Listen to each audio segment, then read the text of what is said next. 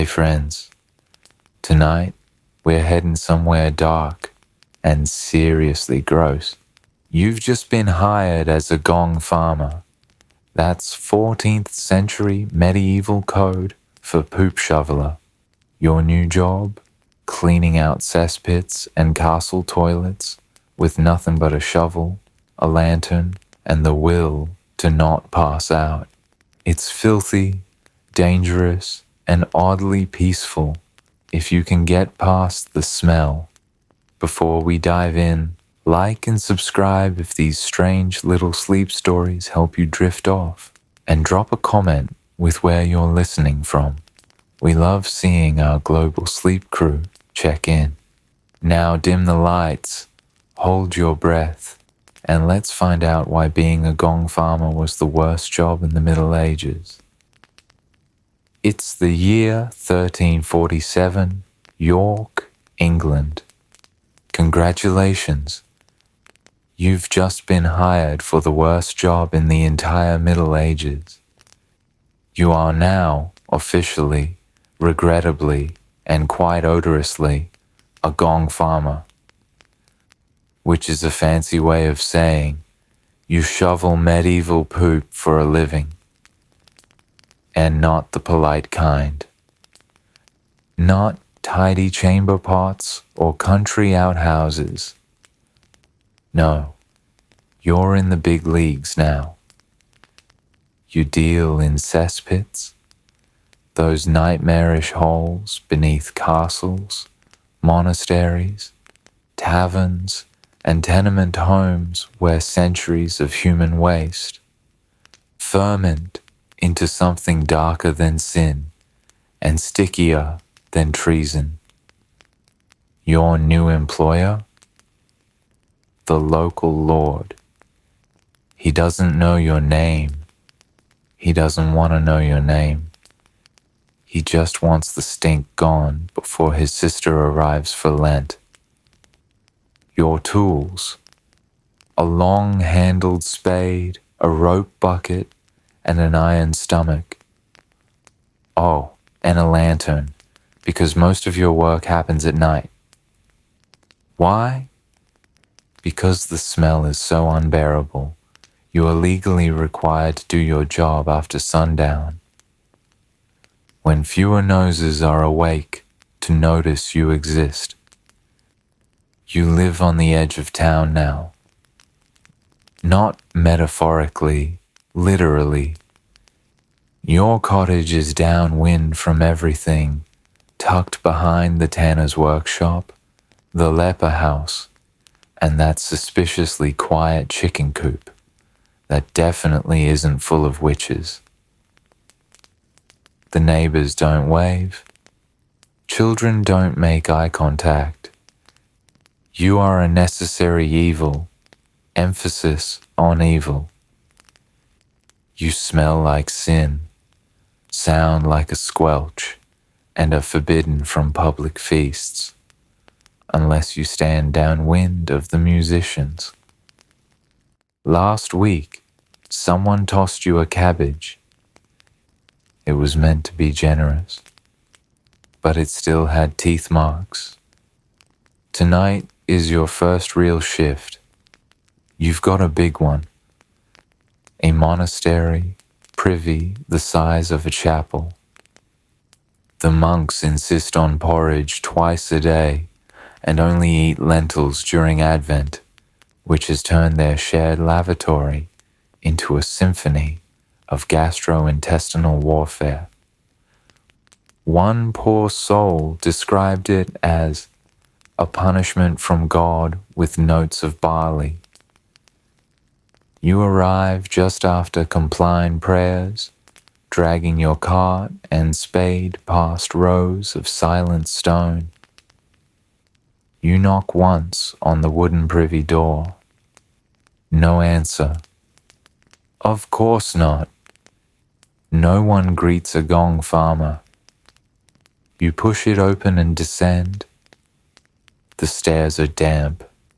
The air gets thicker with every step, like walking through a wet wool cloak that someone sneezed on. You hold your breath. Not because it helps, but because it gives you the illusion of control. And then, there it is. The pit, the cess, a festering lagoon of filth so pungent it's rumored to have driven a bishop mad in 1292.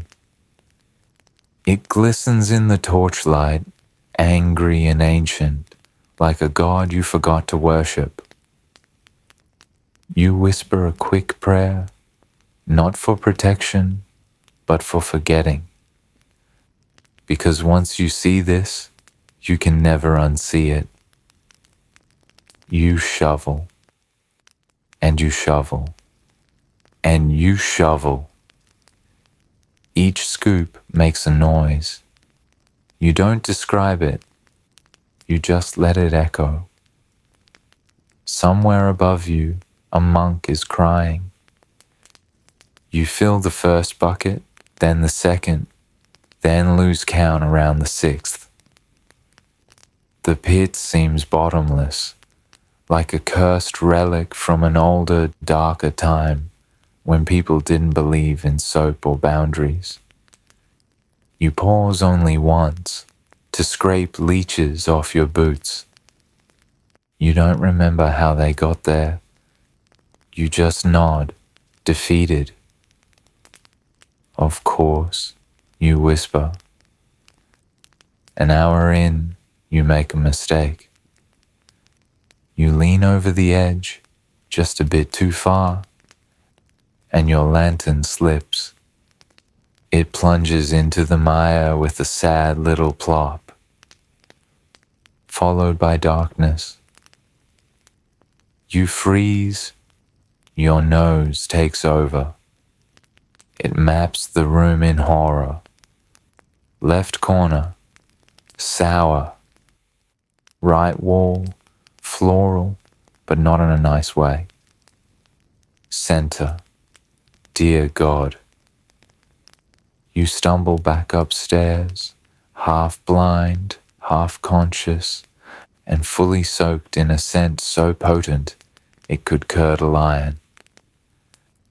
Outside, the night wind hits you like a slap. You gulp air like a drowning man. A stray dog sniffs you, then whimpers and runs. You laugh, because if you don't, you'll scream. You spend the rest of the night washing your clothes in the river. Your boots float downstream. You let them go. They've seen too much.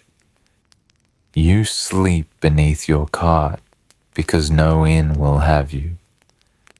And in the soft hum of dawn, just before the chickens stir, you whisper to the stars, "This is my life now."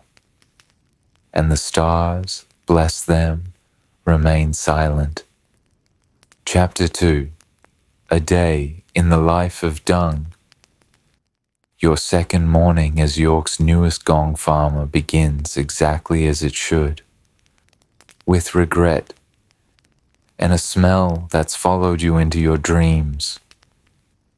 You wake up under your cart, nose buried in your elbow, swearing you'll never eat boiled cabbage again. Not because you dislike it, but because you now know what it becomes. The sun hasn't fully risen, but the tavern across the street has already dumped its first bucket of slop into the gutter. A thick splash hits your ankle. You don't flinch. That's growth. You stand, stretch, and immediately remember your back. Not your metaphorical burden, mind you. Your actual spine, which has begun cracking like a thatched roof in winter. You hobble to the river to wash your hands. A fish swims by. It sees you. It turns around. Today's route is posted on a splintered board behind the tannery. It's written in charcoal and chicken scratch, but you've learned to translate it. CPH, in, back pit. Butcher's stall, third cess.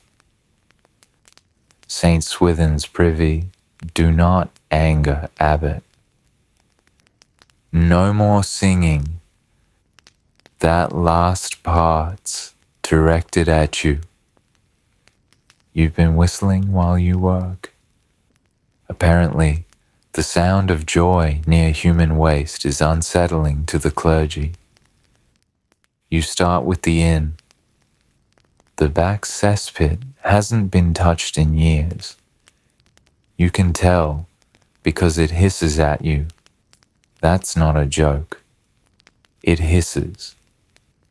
You take a deep breath. A mistake. Lower the bucket and begin the slow, methodical dance of dung removal.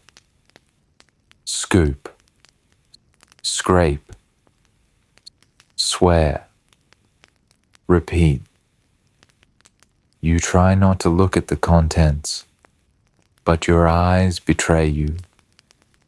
You spot a shoe, a wooden spoon, and what you hope is a ham bone.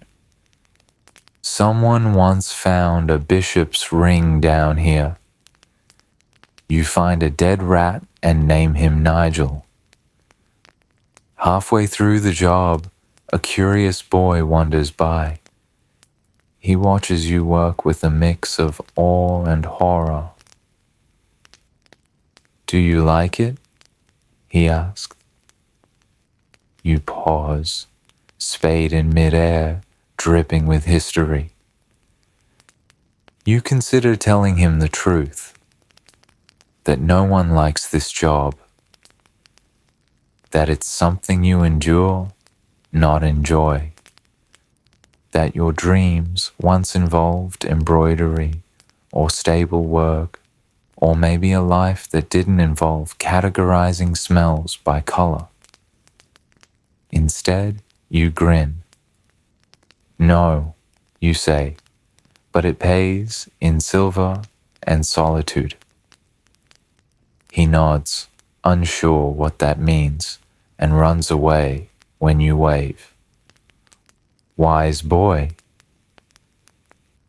Next up, the butcher's stall. The third cesspit on the alley row. This one's frothy. That's not a good sign. You poke it with your spade and immediately regret it.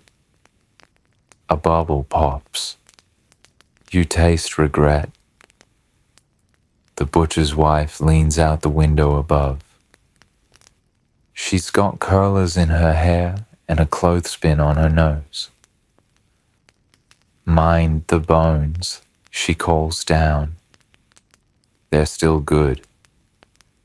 You nod as if that makes sense. You find what might be a pig tooth and mutter a short eulogy. Then, just as you're hauling the second bucket to your cart, you hear it. Splat. Something lands squarely on your shoulder.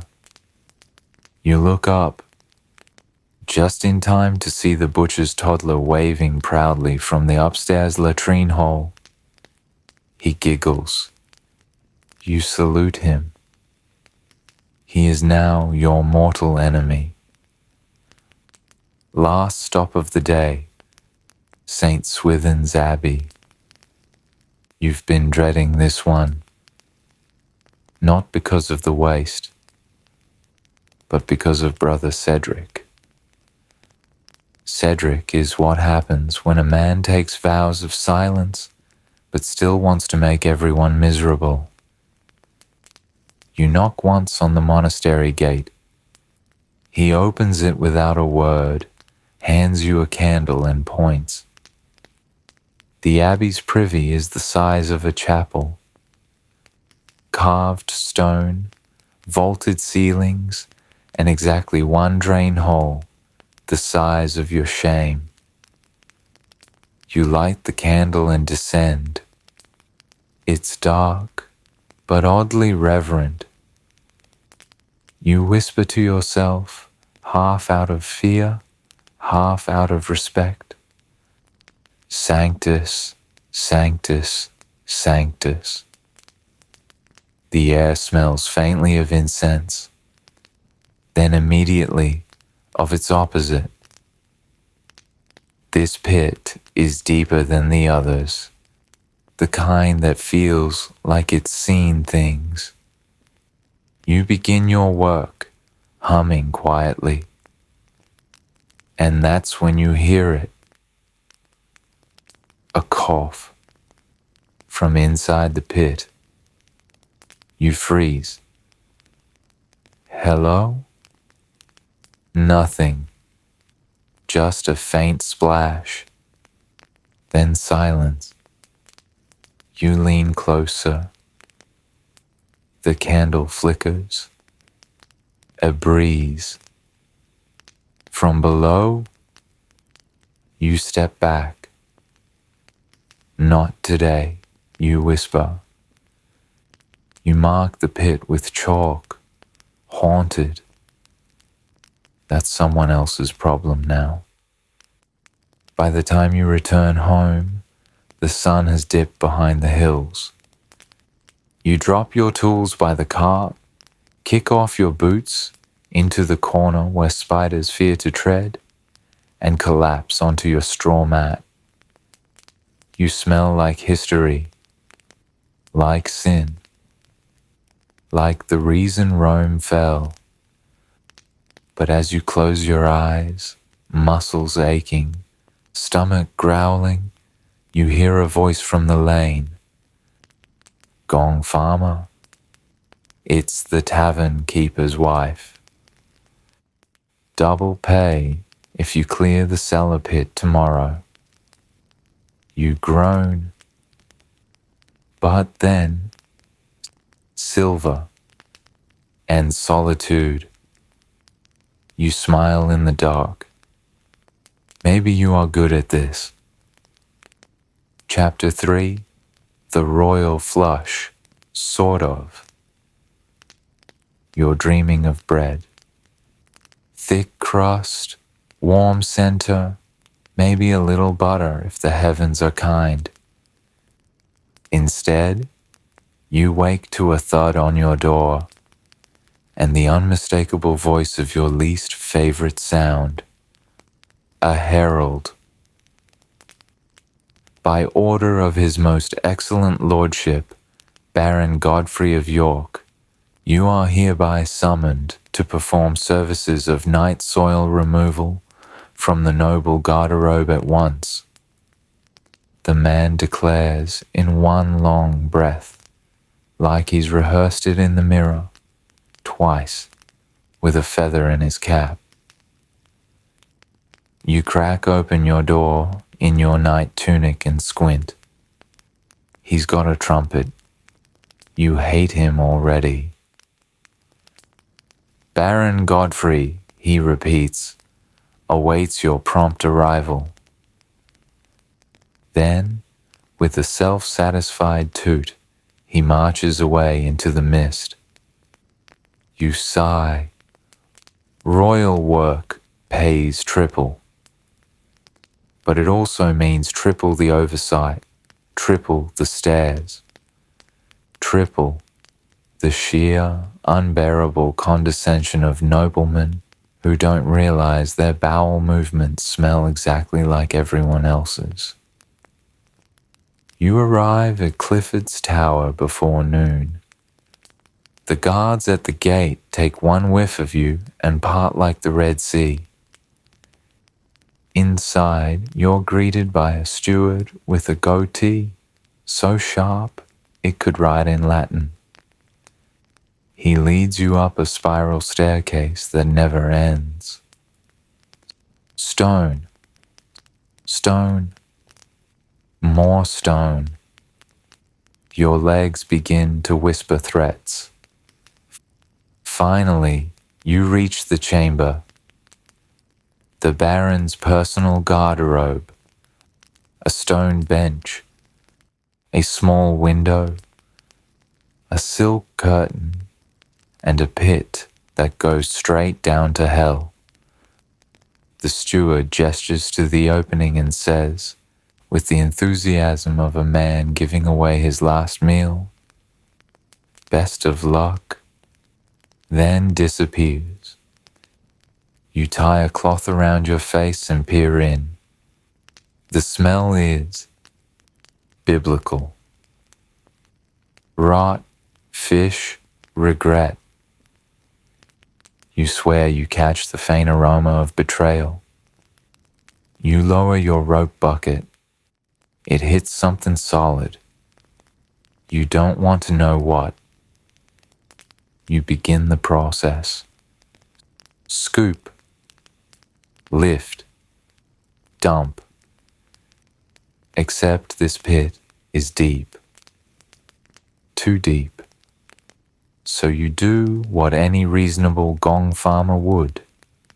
You improvise. You anchor your rope to the window frame and slowly lower yourself in. Just enough to get a better angle.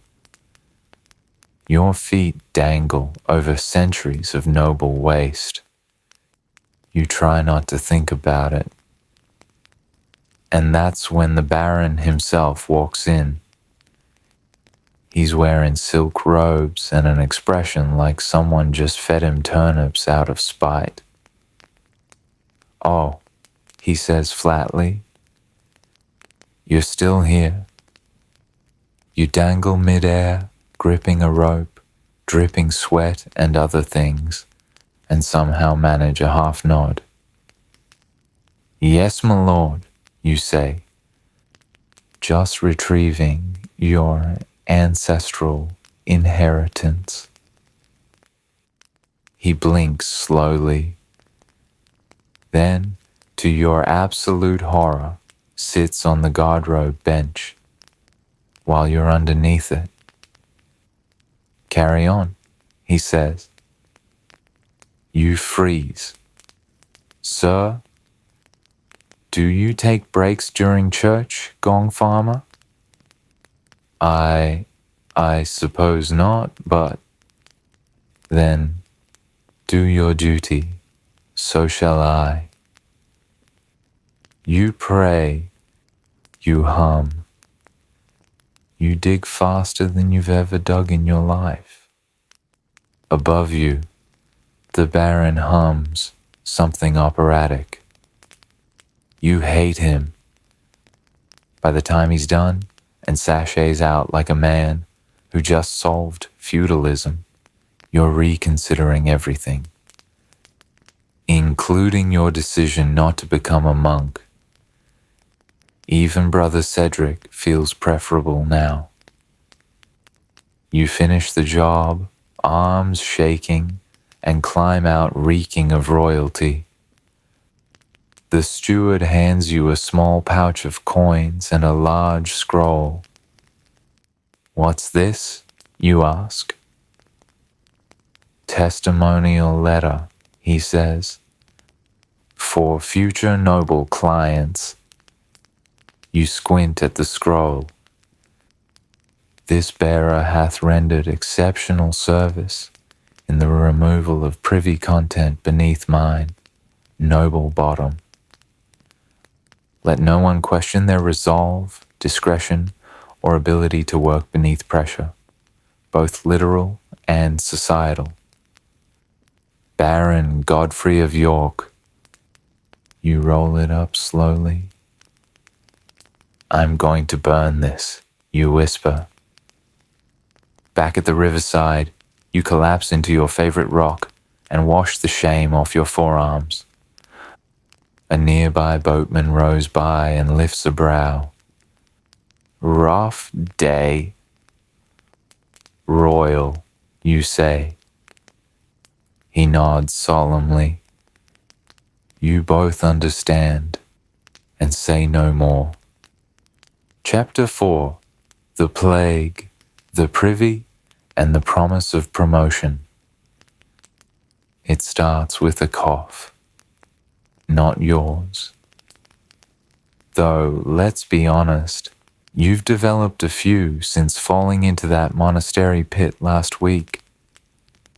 This one's different. It echoes across the square like a cracked bell, a sharp, wet rasp from a baker's boy leaning against his flour sacks. He spits something dark, then collapses. People rush toward him, then freeze, then back away. No one says it aloud, but you all know. The sickness is here. York's seen its share of miseries. Famine, fire, floods, 3 years of rain. But this is new and terrifying. By evening, the whispers have spread faster than the sickness. The Black Death, rat-born, punishment for sin, brought by foreigners. Started with Gong farmers, no offense. You take offense, but quietly. Because by midnight, your job has gone from wretched to essential. The next morning, you're summoned by the city bailiff himself. He's got a new cloak and an old fear behind his eyes. You're him? He asks, pinching his nose. I suppose I am, you say. God help us, he mutters. He tells you the privies must be emptied. All of them. Not just the monastery ones or the noble garderobes, but every hole, pit, and ditch in the city. The theory, apparently, is that bad smells spread disease, which means you, the Gong farmer, have become York's accidental savior. You nod like that makes sense. It doesn't, but the silver's doubled, and your boots are already ruined. You begin with the tenement row along Fishergate. 6 cesspits, one of them bricked over by mistake. You knock it down with your shovel. Find a cat skeleton. Apologize. The tenants watch from windows, hushed, pale, desperate. Will this help? One woman asks. You want to lie. Tell her yes. Tell her that the plague will stop if enough muck is hauled away. But you can't. So instead, you say, it won't hurt, and keep digging. By week's end, you're running a crew. Other men, former rat catchers and failed butchers, now work under you. You've got a wagon, 2 donkeys, and something dangerously close to respect. People nod when they see you now. Sometimes, from a distance, with scarves over their faces, you get stopped by a merchant offering free clothes to keep the miasma out. You hang them on your belt like armor. They do nothing, but you pretend they help. That's what everyone's doing now, pretending something helps.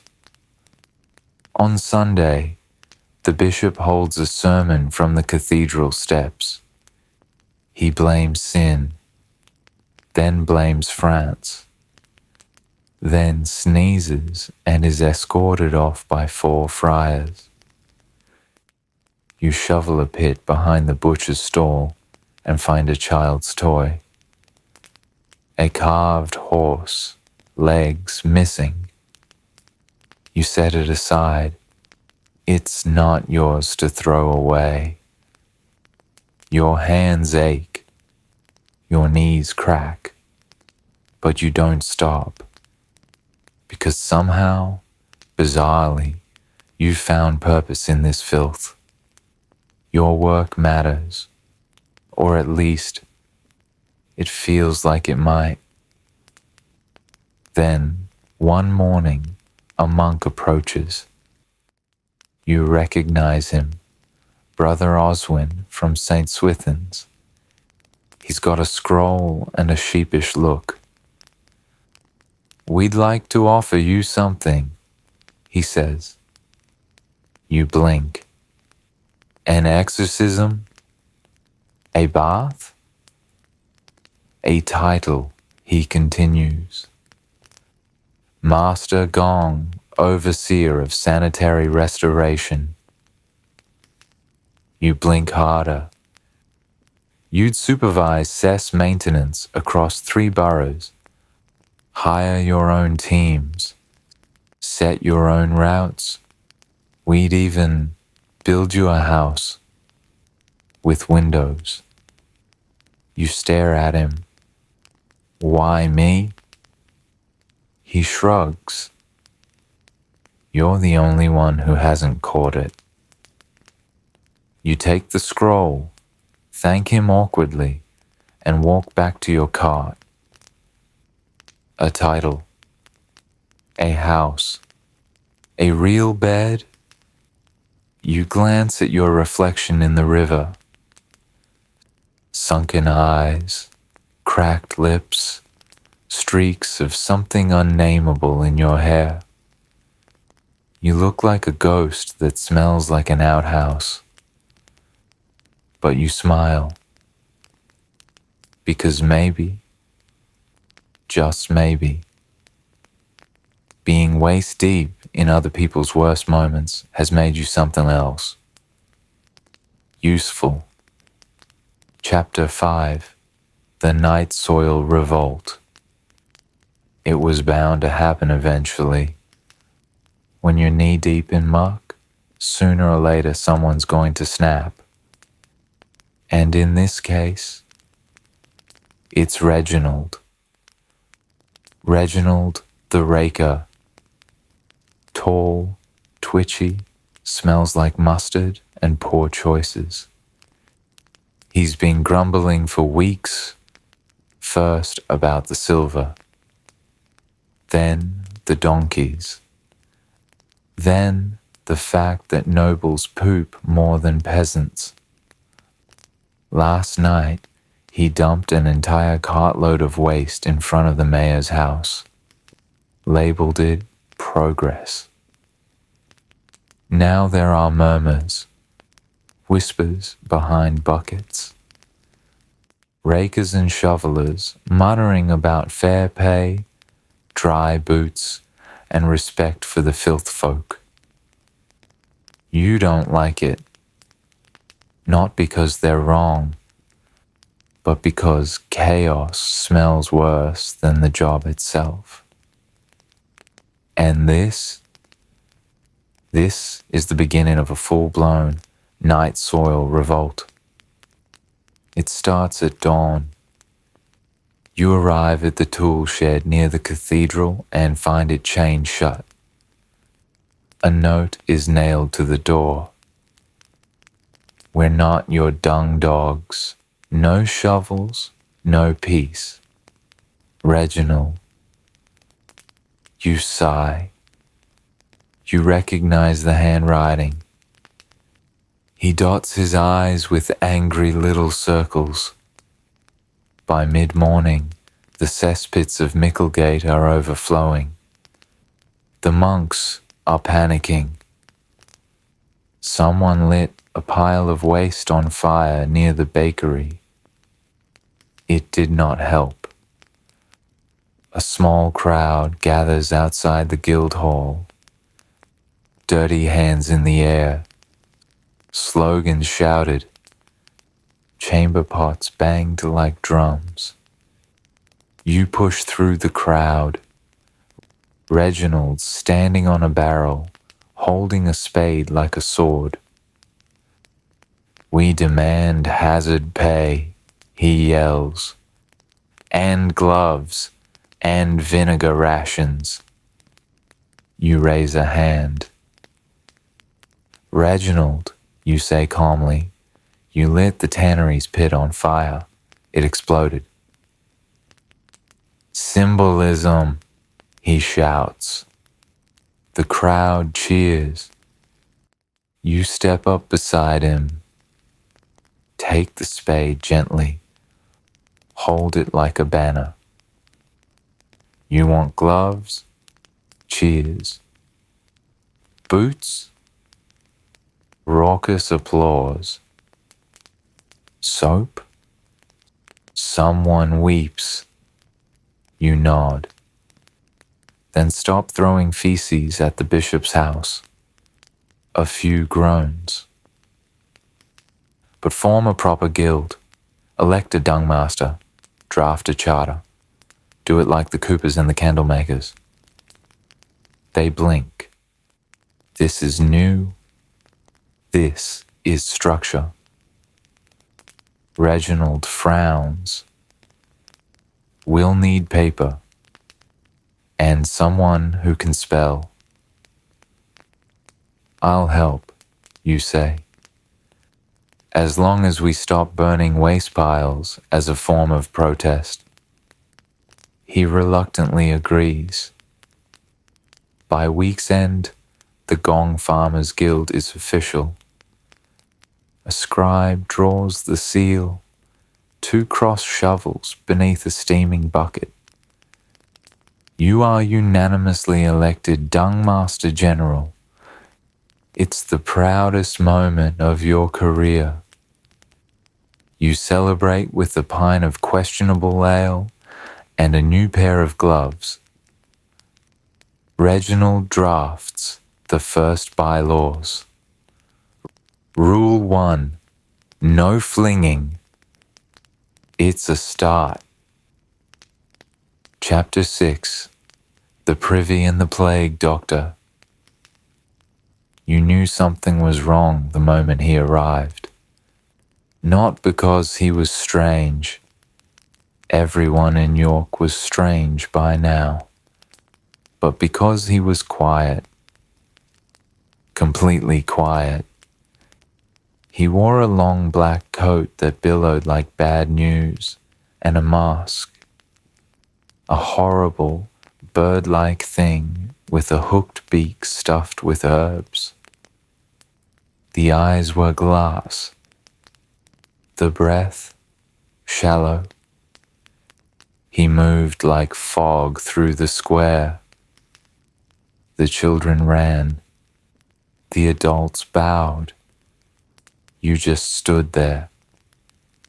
Dung Master General, holding a shovel full of filth.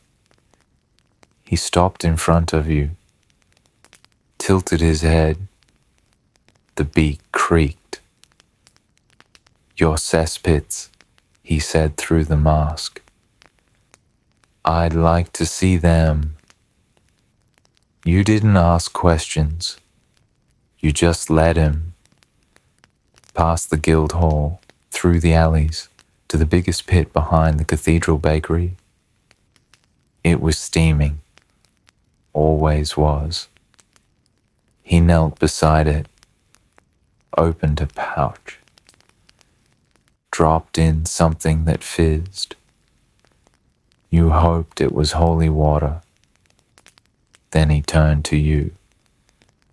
You're the only one who hasn't fallen sick. You nodded. Far as I know. He stood, reached into his coat. You flinched, not because of fear, but because people who reach inside coats these days usually pull out sermons or knives. Instead, he handed you a notebook. Small, worn, stuffed with diagrams and theories. Miasma, contagion, humors, he said. All theories, but none explain why you remain unaffected. You shrugged. Maybe the stink scares off the plague. He didn't laugh, but he did write something down. For the next week, he followed you, not in a creepy way, more like a crow perched nearby, watching, scribbling. He noted how you layered vinegar-soaked rags over your mouth, how you only ate onions and leeks, how you refused to clean the same pit 2 nights in a row. You didn't think it was wisdom. You just liked variety. But he seemed intrigued. One morning, after you cleaned the bishop's latrine without gagging once, he approached.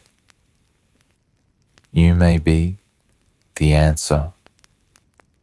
To what? You asked. To why some live.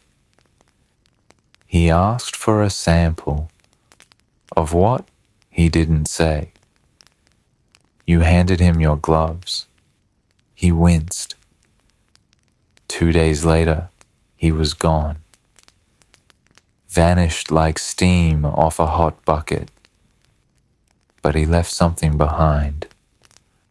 A sealed letter, marked with wax in the shape of a beaked mask. Inside, you are not immune. You are hardened. Keep shoveling. The city needs your filth. You stared at the words, then nodded. Finally, a diagnosis you could be proud of. Chapter 7, Noblesse Oblongata. There are few things worse than cleaning noble privies. But being invited to clean them while they watch, that's a new circle of hell entirely. And today, you're headed to Castle Wensleydale, a sprawling manor with tapestries, turrets, and a lord who once called sanitation a charming peasant hobby. You arrive with your cart, spade, and your newest apprentice, Fergus, age 12, smells like boiled cabbage and enthusiasm. The butler greets you with a pinched face and velvet gloves. This way, if you must. The garderobe is, how do you put it? Aspirational. Golden sconces, perfume tapestries, a stained glass window depicting Saint Benedict looking deeply uncomfortable. The actual pit, untouched for years. So deep it echoes when Fergus drops a rock in. Lord Wensleydale appears in a robe that costs more than your life. He sips something pink, probably wine, possibly perfume. You'll be careful with the tile, he asks. It's imported. You nod. From? Florence. Ah, you have no idea where that is. You and Fergus begin. He holds the bucket. You lower the rope. Scoop. Haul. dump. Every lift is heavier than the last. Not physically, existentially. Lord Wensleydale watches, nose wrinkled. He offers Fergus a biscuit. Fergus takes it. You try not to be offended. Ever thought of a different profession? The Lord asks. Something indoors, less aromatic.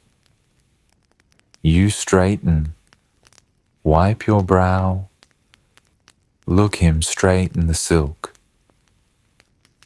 No, my lord, I've already risen to the top. He blinks. Then a chuckle. A full, proper laugh from a man who likely hasn't cracked a smile since the last joust.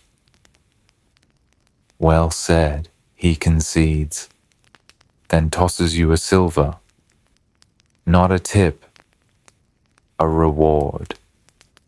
Fergus gasps. You tuck the coin into your boot. Later, as you and Fergus wash off in the stream, he looks up. Is this really the worst job? You think about it. The smells, the burns, the noble demands, the monks. And then you smile. No, lad, you say. The worst job is pretending your hands are clean. Fergus thinks that over, then nods. He's going to do just fine. Chapter 8. The Feast and the Fallout. It's not often you're invited to a feast. It's even less often you're invited during the feast. But this is what happens when the nobles of York decide to throw a banquet during a record heat wave in a hall whose privy hasn't been emptied since the feast of St. Wilfrid. They made it 3 courses. Then the smell hit. You were summoned between the goose and the stewed pears. The messenger didn't even bother holding a kerchief to his face. Lord Bramble demands immediate dung services, he gasped. Bring tools and discretion. You arrive in the hall to find 20 nobles fanning themselves with lace, wine, and panic. Something's died, one whispers. In the walls, says another. A curse, hisses a third. No one wants to admit the truth, but you can smell it before you open the door. The garderobe, stuffed, boiling, fermented like a forgotten wine made by Satan. Fergus retches beside you. You hand him a vinegar rag. Brace up, lad. This is what we trained for. You lower the bucket. Scoop. Lift. Fergus dumps. Repeat. From behind the curtain, nobles cheer faintly, as if you're dueling a dragon. Lord Bramble himself peeks in. He's sweating through his lace collar. You're a hero, he says. You don't respond. You're holding what used to be a pheasant leg. You don't want to know how it got there. The pit is nearly clear when Fergus leans over. Sir, he says softly, we've got a leak. You follow his gaze. The wall behind the privy, cracked, bulging. Oh no. You drop your spade. Fergus, run. And just as he clears the door, it bursts. A wave of filth, black, boiling, biblical. It surges down the corridor, right into the banquet hall. Screams. Dishes crash. A lute player leaps from the dais like a startled deer. And in the middle of it all, Lord Bramble, standing on a chair, howling, "My peers! Cleanup takes 2 days. You're paid triple and banned from future feasts." You and Fergus sit by the stream that evening, covered in glory and regret. "Well," you say, "that went better than expected." Fergus stares at you, then bursts out laughing. You laugh too, because really, what else can you do? Chapter 9. Saints and Sewers. You didn't expect a summons from the cathedral. Not even the monks usually look you in the eye. But here it is. A scroll with a wax seal carried by a boy too young to pronounce effluent. The bishop requests your services, it says, followed by the phrase, "God be with you." You and Fergus arrive at St. Ebbe's Cathedral just past sunrise. The bell rings once, a somber tone. Inside, the air is thick with incense and regret. The monks don't speak, they just point. The bishop's quarters are pristine. Stone floors swept, candelabras polished, relics glowing like overpriced soup spoons. But beneath it all, a stench, soft at first, then furious. You sniff, follow your nose, and find a hidden trapdoor. The bishop appears, a tall man with rings and nervous eyes. "We believe Saint Ebbe himself may be buried down there," he whispers. "Or at least, some very old monks." You raise an eyebrow. "You want me to clean it?" "No." He hesitates. "Yes. Just assess it with reverence." You open the hatch. The smell rises like a ghost. You descend with Fergus behind you. Lanterns lit. Faces wrapped in cloth. The tunnel winds. Stone walls dripping. And then a chamber. A forgotten sewer beneath the cathedral. Cracked altars. Statues with missing eyes. And mounds. Ancient, hardened, and blessedly dry. "Is that a foot?" Fergus asks. You squint. A sandal pokes from a corner mound, still strapped to a toe. You make a sign of the cross. Saint or not, he's been down here long enough. Back upstairs, you deliver your findings. Blessed remains, sewer adjacent. Recommend respectful reburial.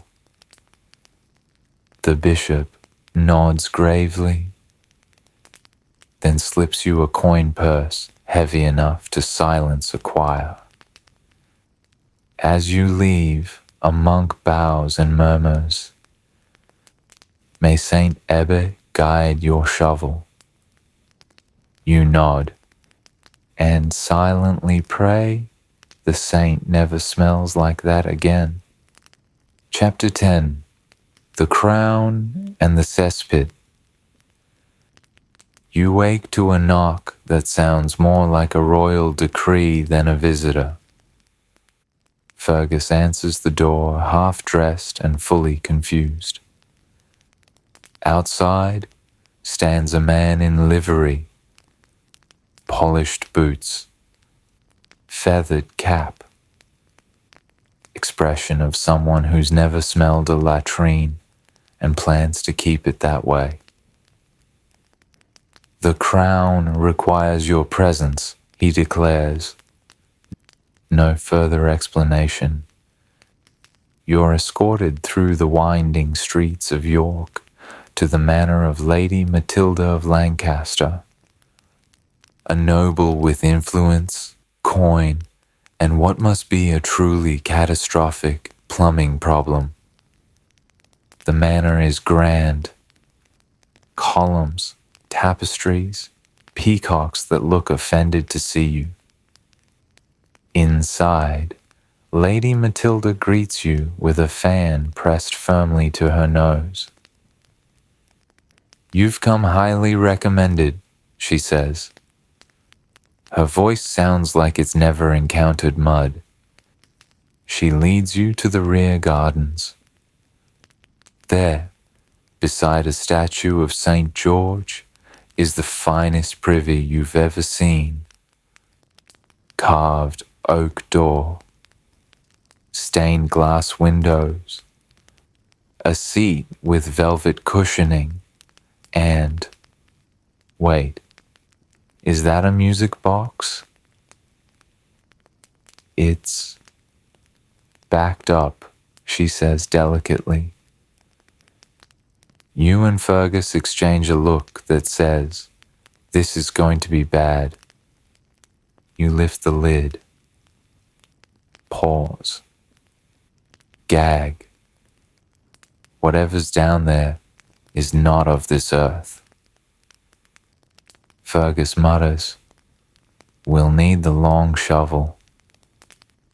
You suit up, rope tied, lantern in hand, and begin your descent. Halfway down, you find it.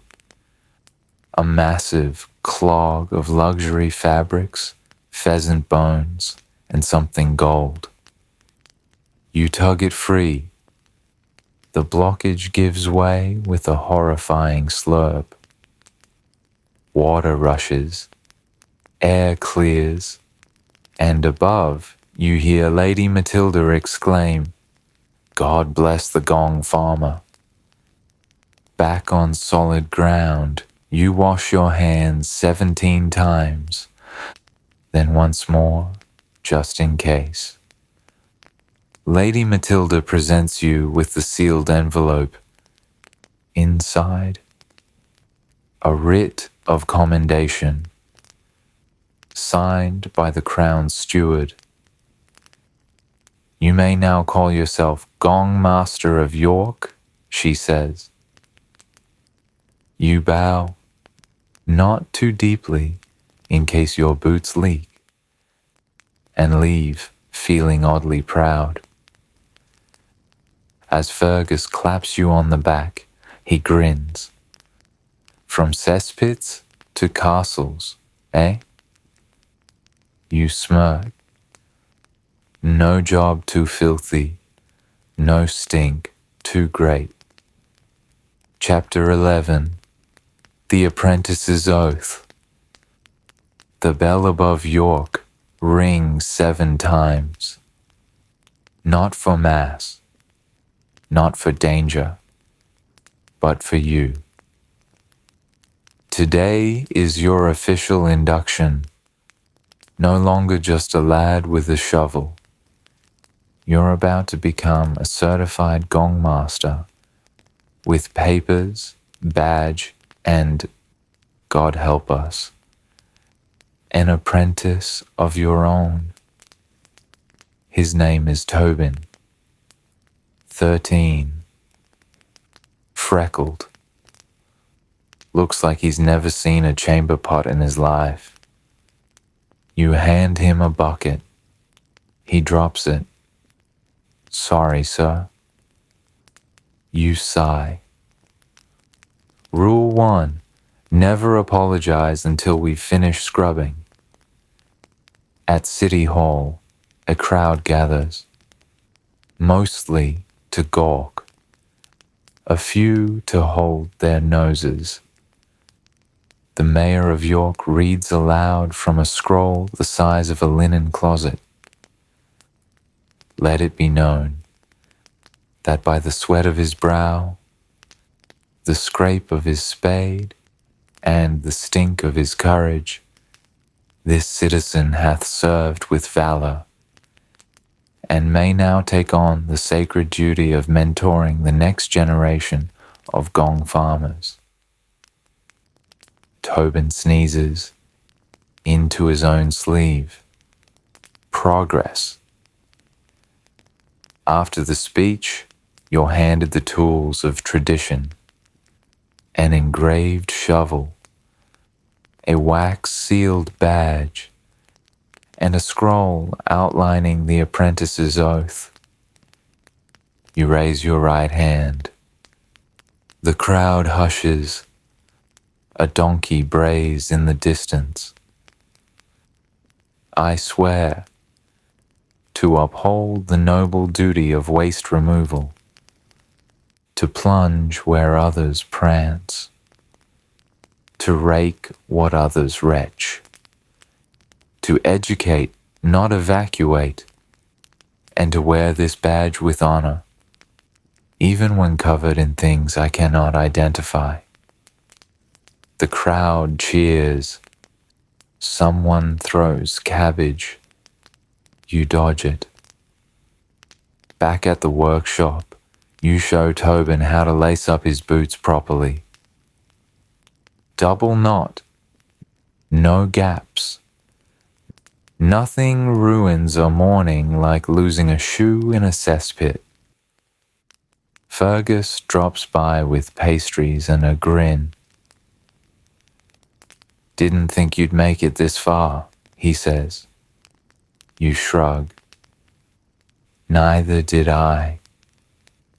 Tobin gags at the smell of the sponge bucket.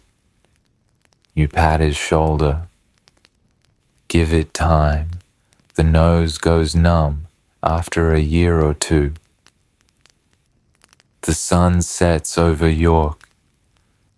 The rooftops glow gold. And for once, you don't mind the smell. This life, as strange and filthy as it is yours. Chapter 12. What Gong farming taught me. People talk about legacy, about leaving behind something noble, grand, something to be remembered by. Well, I left behind cleaner streets and significantly less cholera.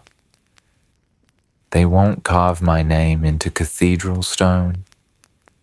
There won't be ballads sung about my shovel technique. But Tobin's still out there, training his own apprentice now. Fergus opened his own tool shop, and Lady Matilda sends us honey cakes every year. Gong farming taught me that dignity doesn't come from titles. It comes from effort, from knowing the worst job in the world is still a job worth doing. It taught me to find humor in hardship, to laugh when I could have cried, and to carry on, even when knee-deep in someone else's mess. They say all men are equal before the law. I say they're even more equal on the privy seat. I've seen lords groan like peasants, seen monks tiptoe out red-faced from failed flushes, and yes, even scrubbed a knight's greaves after a particularly ill-timed stew. So if you ever feel small, insignificant, remember this. Somewhere in the past, a man with a bucket made your day slightly better. He wasn't thanked, wasn't paid well, but he worked, he endured, and he went home, covered in mud, but proud, because the truth is, every society stands on the shoulders of its smelliest workers. And friend, I had the broadest shoulders in York.